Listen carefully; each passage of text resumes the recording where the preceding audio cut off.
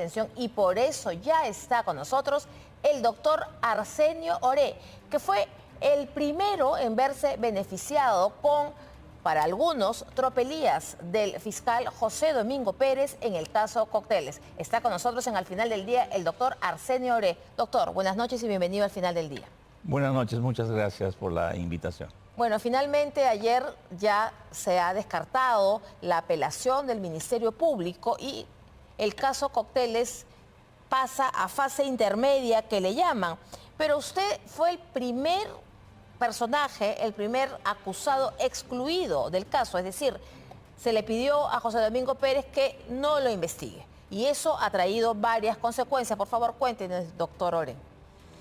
En efecto, el Tribunal Constitucional, en mi caso, amparó mi acción constitucional y declaró nulas las disposiciones que había emitido el señor fiscal Domingo Pérez en mi caso, por cuanto él, según su imputación, resultaba sujeto material agraviado de una supuesta coacción que yo había realizado contra testigos. Él decía en su imputación que yo, mediante la coacción y amenaza, había originado que determinados testigos fueran a mentir ante su despacho. O sea que se consideraba agraviado y al mismo tiempo se tomó la atribución de investigarme. En vista de eso es que yo recurrí al señor fiscal superior solicitando que sea excluido. Usted recurrió al fiscal Rafael Vela, pero el fiscal Rafael Vela no admitió su demanda. No admitió, porque efectivamente el artículo 62 del Código Procesal Penal en estos casos determina pues que una persona no puede ser al mismo tiempo agravado material de una conducta y al mismo tiempo investigador. Por eso es que se declararon nulas todas las disposiciones y actividad procesal que había desarrollado el señor fiscal. José Domingo Pérez. José Domingo Pérez. Y el órgano colegiado, en virtud de la sentencia del Tribunal Constitucional, le dio efecto extensivo a la sentencia del Tribunal Constitucional a todas las personas que estábamos incluidas como acusados en obstrucción a la justicia. A raíz de su caso se vieron beneficiados varios abogados, que era así como usted. ¿Cuántos años estuvo usted en el proceso? Yo he estado en el proceso desde noviembre de 2018 y realmente tengo que decir que no es que mi proceso haya terminado tampoco, por cuanto si efectivamente el Tribunal Constitucional estableció que el señor fiscal Domingo Pérez no era que tenía la competencia para investigarme, eso debería haber pasado y debe pasar a un señor fiscal que no sea el doctor Domingo Pérez, y él es el que tendría que resolver si abre diligencias preliminares o no. Lo que sucede es que en este caso era una acusación totalmente absurda, porque esos testigos a quienes, según el señor fiscal, yo había coaccionado, no me conocen, así lo declararon antes y después de la investigación. O sea, nunca hablaron conmigo. Los testigos que usted coaccionó no lo conocen.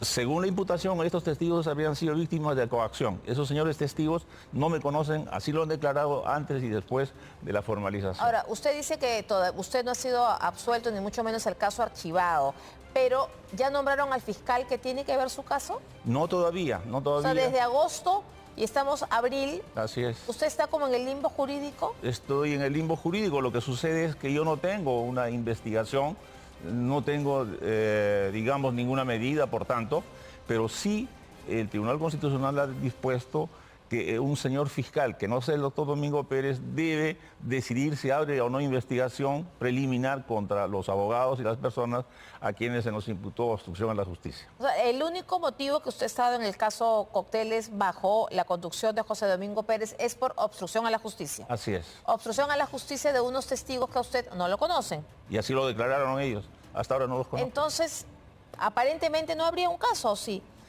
En el Perú a veces no hay caso y algunos señores fiscales convierten lo que no hay en una imputación concreta y se demoran años en resolver la situación. O sea, estamos hablando que el Tribunal Constitucional dio la medida en agosto y han pasado septiembre, octubre, noviembre, diciembre, enero, febrero, marzo, abril, 8 meses. Así y es. Usted todavía no sabe qué fiscal va a ver su caso, si le van a abrir investigación, si le van a archivar, no sabe. No sé, y aparte de eso, ello ocurre porque el Tribunal Constitucional dispuso que el fiscal Vela volviera a resolver en el sentido que el Tribunal Constitucional había considerado, o sea que el doctor Domingo Pérez no debería ser el órgano de investigación. Sin embargo, el colegiado, al momento de actuar según la sentencia del tribunal, dispuso al mismo tiempo que fuera el juez de investigación preparatoria, en ese momento el doctor Zúñiga, que resolviera qué resoluciones del juzgado tenían que ser anuladas en aplicación de la sentencia del Tribunal Constitucional. Y durante todo este tiempo ha habido un ping-pong entre la Fiscalía Superior y el juzgado para determinar qué resoluciones son esas y hasta este momento no se ha resuelto. ¿Y qué pasa con su situación respecto a la nulidad del caso Cocteles que se ha dado ayer y que todo vuelve a etapa preparatoria? ¿Usted de qué manera se beneficia o no de la decisión tomada ayer o hecha pública ayer? Yo no me beneficio ni me perjudico porque esa resolución es contra las personas que después de haber excluido a los de obstrucción de la justicia quedaron en el proceso. Entonces, tenían una acusación, ¿no es cierto? Pero yo no tengo ninguna acusación, ninguna investigación preparatoria, prácticamente ninguna diligencia preliminar, pero sí debe cumplirse con los que el Tribunal Constitucional ha establecido. Que ¿Usted otro llega fiscal como testigo primero? Yo en realidad sí fui originalmente un testigo, declaré y posteriormente en forma inexplicable el señor fiscal me incluye en la investigación. Por haber sido abogado de la señora Fujimori. Así es. ¿No? Y por haberse inventado que yo conocía y había coaccionado a personas que en mi vida los he conocido y así ellos han declarado. Claro, usted tiene un caso por obstrucción de testigos cuyos testigos no lo conocen. Así es. Tenemos claro que su situación legal todavía es indefinida. Ayer el doctor César Nakazaki aquí, al final del día, nos dijo que los afectados por el caso Cocteles podrían pedirle al Estado una indemnización. ¿Usted evaluaría esa posibilidad? Todas las constituciones peruanas han establecido que los ciudadanos tenemos derecho a una indemnización por error judicial. En términos personales y por principio y por una absoluta convicción, yo sería incapaz por cualquier motivo de demandar a mi país, demandar al Estado. Yo no voy a demandar a mi país, al Estado, porque si alguna indemnización tuviera que merecer, eso saldría de los contribuyentes, o sea, de las personas que no tienen nada que ver con los errores o las arbitrariedades de malos magistrados. ¿Usted concuerda con el doctor Nakazaki en que por decoro, el fiscal José Domingo Pérez debería apartarse del caso? Por supuesto que debería apartarse del caso, porque si sentencias del Tribunal Constitucional, de la Corte Suprema y ahora de la Sala de Apelaciones establecen que su trabajo ha sido pésimo, que no ha satisfecho los requisitos mínimos para hacer una investigación y una acusación acorde a derecho, es obvio que tenía que retirarse. Y en todo caso los órganos de control o las autoridades superiores de la Fiscalía, en caso de que no sea parte, deberían apartarlo. Pero no ha habido ningún pronunciamiento del Ministerio Público tras la decisión de ayer. No hemos escuchado al fiscal Vela, no hemos escuchado mucho menos al fiscal José Domingo Pérez pronunciarse de este rechazo de la apelación. ¿Cuál cree usted que sea el futuro del caso Cocteles? Yo en realidad el futuro del caso Cocteles lo escribí hace muchos años, antes de que el señor juez Zúñiga, cuando dio por terminado la fase de control, yo presenté un escrito y le dije, señor juez, usted no puede dictar un auto de enjuiciamiento en estas condiciones porque a esta acusación le falta todo. No porque lo diga yo, sino porque al iniciarse las audiencias de control, el señor juez le dio la palabra al señor fiscal. Señor fiscal, los abogados de los 42 acusados dicen que su acusación carece de todo lo que establece el artículo 349 y 352. Le falta todo. ¿Qué tiene usted que decir? Me allano. O sea, tienen razón. Entonces, él mismo ha aceptado que su acusación carecía de los elementos mínimos para ir a un juicio. Y el señor juez así lo dispuso, le dio una oportunidad de subsanación y después le dio 23 oportunidades para rectificar su acusación de hasta que, digamos, lo jalaron. Yo tenía entendido que eran 19 veces, pero usted dice que son 23. Lo que sucede es que el Tribunal Constitucional, al momento que resolvió, digamos, las sentencias del tribunal, era una fecha determinada y las personas que recurrieron a él ponían una fecha. Pero acá yo tengo una relación totalmente detallada, con números de resoluciones y fechas, de las cuales aparece efectivamente que son 24 subsanaciones las que sean 23 y 24, ¿no? Porque efectivamente esta es una barbaridad. 24 subsanaciones, es decir, José Domingo Pérez ha presentado 24 veces la acusación ante el juez y el juez se la ha devuelto. Ya casi van a cumplir bodas de plata, 25. Y no ha conseguido, digamos, hacer una acusación integral que tenga todos los requisitos para ser, digamos, motivo de discusión en el juicio. Entonces yo decía, al señor juez yo le presenté un escrito que usted no puede dictar un auto de enjuiciamiento en estas condiciones. Después, no obstante eso, dictó el auto de enjuiciamiento y pasó al juzgado colegiado.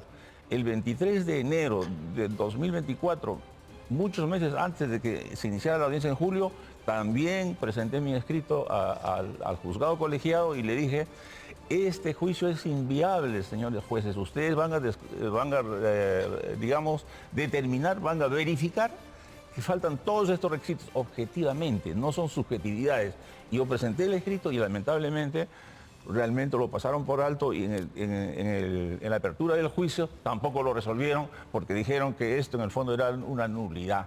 Y entonces, además, mi abogado, el doctor Percy García Cabero, en la primera audiencia dijo, no se puede hacer un juicio cuando efectivamente faltan todos estos elementos sustanciales y estructurales de la acusación. Bueno, y ha tenido que pasar todo este tiempo para que, afortunadamente, la segunda sala de apelaciones efectivamente ha determinado que falta una serie de requisitos por la acusación y lo ha anulado.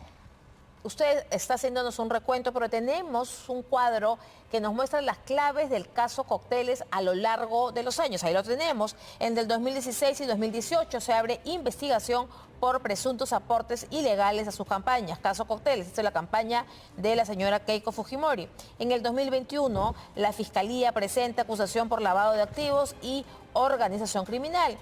En abril del 2025, el Poder Judicial anula el juicio oral por deficiencias en la acusación. Y finalmente dice, próximos pasos, el caso vuelve a la etapa de control de acusación. Ya hemos contado aquí 9 años, desde el 16 al 25 son 9 años. Doctor, ¿cómo le ha afectado a usted su vida profesional y su vida personal estar inmerso en este caso por tantos años? En primer lugar, quisiera referirme un minuto a lo que acaba de decir. Efectivamente, estas imputaciones desde el principio estaba claro que eran imputaciones que carecían de significación o de relevancia penal. Los aportes de campaña no eran delito hasta agosto de 2017, ¿no es cierto? Y efectivamente se estaba haciendo una investigación que no tenía una tipicidad penal. Esos aportes de campaña en la época en que se iniciaron las investigaciones no eran delitos. Ahora, posteriormente, algunos de los delitos que son materia de investigación ya han prescrito. En algunos otros, realmente, lo que está ocurriendo es que el Congreso ha dictado leyes en los cuales los estándares para criminalidad organizada ya son superiores. Y también ha dictado normas en virtud de las cuales no se puede imponer, digamos, a los partidos políticos la extinción del partido político, de manera que es muy difícil que puedan reconstruir esta imputación, porque además, si el señor fiscal ha presentado una acusación deficiente y le han dado 19 oportunidades, realmente lo que debiera pasar... Pero 24 nos dijo usted. 24 correcciones, lo que debería hacer es aplicar por analogía el artículo 467 del Código Procesal Civil. ¿Qué dice este artículo? Dice que si un litigante en el proceso civil presenta una demanda imperfecta, entonces el juzgado lo declara inadmisible y le da una oportunidad para que lo subsane. No 24. Si no lo subsana, lo archiva. O sea, lo sobresee. Eso es lo que debería hacer acá. Pero en este caso eso no ha ocurrido y eso es lo que debería ocurrir. Doctor, usted nos está explicando todo el tema que para algunos puede parecer casi lógico. De hecho, se tiene que investigar si hubo pitufeo, se tiene que investigar qué se hizo con los recursos de la campaña. Eso nos queda claro, por supuesto. Pero yo le preguntaba, ¿cómo afectó su vida profesional y personal este caso? Naturalmente que para una persona, un abogado, un profesor que durante toda su vida, más de 59 años de ejercicio profesional, nunca ha tenido una queja, una sanción, que ha sido directivo del Colegio de Abogados y nunca ha pisado una comisaría bajo una imputación, el hecho de que le allanen con toda la televisión, toda la parafernalia y todo el espectáculo, ¿no es cierto? Porque se ha dicho que ahora los procesos a veces se convierten en una sociedad del espectáculo, ¿no? Entonces le van a allanar con toda la televisión, con los policías, ¿no? Y no encuentran nada, establecen ahí de que no se ha encontrado nada relevante, no obstante le abren una investigación. De manera que eso en términos personales me afectó, en términos profesionales me afectó, y efectivamente yo, que soy profesor de Derecho Procesal Penal, he sufrido en carne propia las inconsistencias y las miserias que tienen los procesos penales en nuestro país. ¿Y cuál es nuestro deber? Me refiero a los que tenemos la carrera de Derecho, de procurar analizar, de proponer, y por eso nosotros personalmente hace 31 años formamos un instituto que ha trabajado duramente para tratar de reformar el proceso penal, pero tal como decía el profesor Mario Rodríguez Hurtado, después de 31 años de haber trabajado, nos preguntamos si valió la pena que nuestro país gastara tanto dinero en la reforma procesal penal, que nosotros gastáramos nuestros sueños, esperanzas, sin ganar absolutamente nunca un centavo ni un vaso de agua, si valió la pena. Yo creo que ahora estamos peor, pero no debemos, digamos, abrumarnos y debemos tener la oportunidad, porque es un derecho de nuestro país de tener un proceso justo, lo que dice la Constitución, una sociedad que viva en paz, tranquilidad, pero cuando inicie investigación, que se haga investigación con el debido proceso y que los procesos no se manipulen por intereses del poder o para conquistar, digamos, el poder de las instituciones. Que hubo interés político aquí, en este caso concreto. En realidad ¿Usted está de acuerdo con esa afirmación? Es una lectura objetiva. Con motivo de estos procesos manipulados de esta forma, digamos, en este caso, por ejemplo, la señora Keiko Fujimori estuvo 3 veces en prisión, hasta que un tribunal constitucional estableció que esas prisiones preventivas eran, digamos, arbitrarias. Un presidente de la grandeza de Alan García, en términos personales, así lo pienso, se suicidó por la dignidad que él conocía de no entregarse, digamos, esposado ante sus adversarios, por decir así, por no decir enemigos. Entonces hay hechos objetivos que permiten establecer que ha habido una manipulación política, y eso es una característica del proceso penal contemporáneo en muchos países, digamos, la politización de la justicia, o digamos, lo que se viene reclamando casi en todos los países, pero yo creo que en forma dramática en nuestro país. Muchísimas gracias, doctor Ore, por su posición al final del día y por darnos un testimonio de primera mano